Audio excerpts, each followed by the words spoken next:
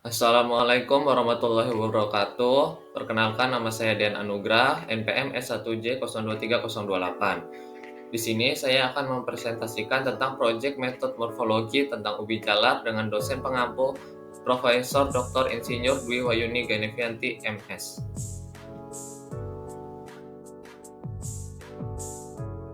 Akar memiliki bagian-bagian. Pertama, leher akar. Leher akar yaitu bagian akar yang bersambungan dengan pangkal batang. Kedua, ujung akar. Bagian yang akar paling mudah terdiri atas jaringan-jaringan yang masih dapat menggandakan pertumbuhan. Ketiga, batang akar. Bagian akar yang terdapat antara leher akar dan ujungnya. Keempat, cabang-cabang akar, yaitu bagian-bagian akar yang tak langsung bersambungan dengan pangkal batang. Kelima, serabut akar, yaitu cabang-cabang akar yang halus dan berbentuk serabut.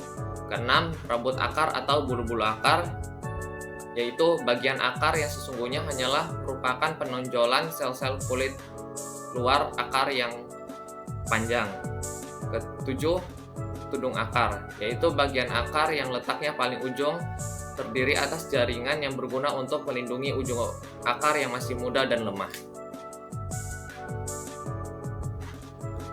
Kemudian akar ubi jalar. Akar ubi jalar memiliki dua sistem perakaran, yaitu akar tunggang dan akar serabut. Di dalam akar ubi jalar juga terdapat akar yang lain. Yang pertama, akar tunggang. Kedua, akar sekunder. Ketiga, akar serabut. Keempat, perambut akar. Dan kelima, tunas adventif. Selanjutnya, batang ubi jalar. Batang ubi jalar termasuk batang basah, yaitu batang yang lunak dan berair. Kedua, bentuk batang bulat atau silindris. Ketiga, permukaan batang bersayap. Biasanya pada batang yang bersegi, tetapi pada sudut-sudutnya terdapat pelebaran yang tipis. Keempat, arah tumbuh batang menjalar atau merayap. Biasanya batang berbaring, tetapi dari buku-bukunya keluar akar-akar. Kelima, percabangan batang simpodial, yaitu jenis percabangan pada tanaman di mana pertumbuhan tunas baru terjadi dari tunas samping yang terletak di dekat pangkal daun atau daun yang sudah ada. Dan batang pokok sukar ditentukan karena pertumbuhan cabang lebih cepat dibanding batang aslinya. Selanjutnya, umur tanaman. Ubi jalar adalah tumbuhan perennial, yaitu dapat tumbuh kembali dari umbinya setiap tahunnya jika kondisi lingkungan memungkinkan.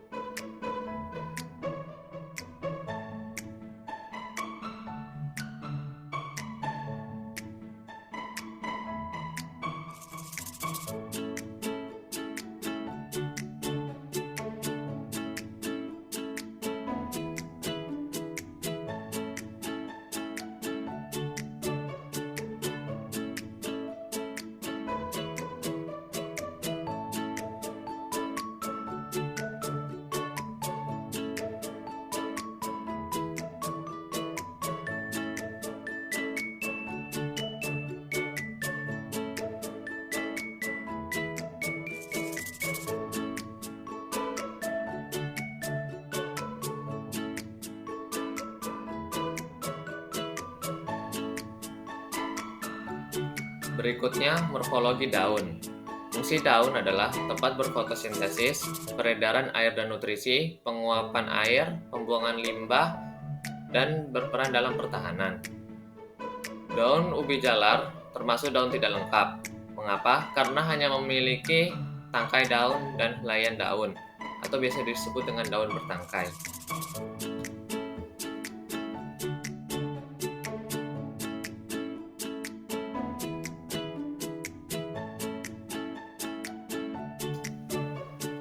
Selanjutnya, identifikasi daun ubi jalar. Yang pertama, termasuk daun tunggal. Kedua, pangkal daun bertoreh dan memiliki bentuk jantung atau hati.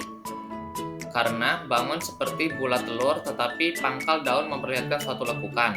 Ketiga, ujung daun runcing. Seperti pada ujung yang runcing, tetapi titik pertemuan kedua tepi daunnya jauh lebih tinggi dari dugaan hingga ujung daun nampak sempit, panjang, dan runcing. Keempat, pangkal daun berlekuk. Kelima, Tulang daun bertulang menyirip karena mempunyai satu ibu tulang yang berjalan dari pangkal ke ujung dan merupakan terusan tangkai daun dan susunannya mirip seperti susunan sirip-sirip pada ikan. Keenam, tepi daun rata. Ketujuh, daging daun tipis lunak. Kedelapan, warna daun hijau tua atau juga ada yang hijau kekuningan.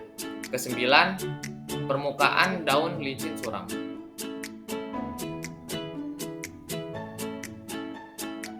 Kemudian morfologi bunga. Yang pertama, bunga ubi jalar termasuk bunga lengkap karena memiliki mahkota, kelopak, putik, dan benang sari. Kedua, bunga ubi jalar adalah bunga sempurna karena memiliki dua alat reproduksi. Ketiga, termasuk bunga majemuk, tak terbatas, dan bentuk trompet. Keempat, simetri bunga radial. Kelima, bentuk reseptakulum rata. Keenam, bentuk kelopak berlekuk. Ketujuh, bentuk mahkota seperti trompet. Kedelapan, memiliki 4 benang sari. Kesembilan, hanya memiliki satu putik. Kesepuluh, metode penyerbukan melalui metode silang yang dibantu oleh angin, hewan, dan lainnya. Kemudian, morfologi buah.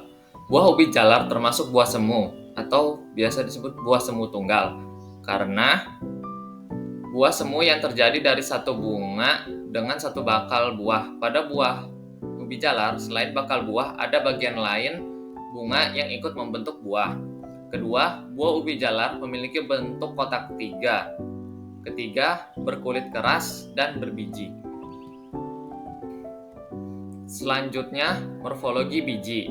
Tipe perkecambahan biji ubi jalar adalah epigel.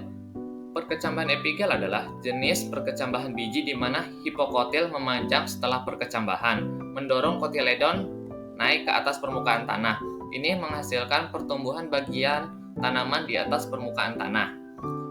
Kedua, biji ubi jalar termasuk dalam biji tertutup atau dikotil karena bijinya terbungkus oleh kulit biji yang keras. Bijinya memiliki dua daun embrio yang disebut kotiledon yang melindungi embrio dan sumber makanan yang disimpan di dalamnya.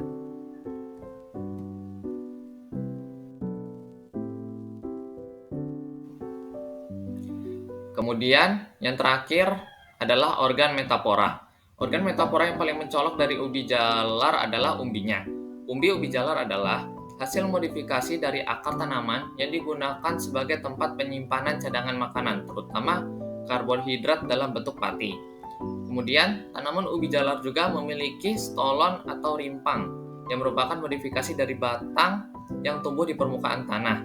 Stolon ini berperan dalam reproduksi vegetatif dan memungkinkan tanaman untuk menghasilkan umbi baru di tempat yang berjarak dari tanaman induk.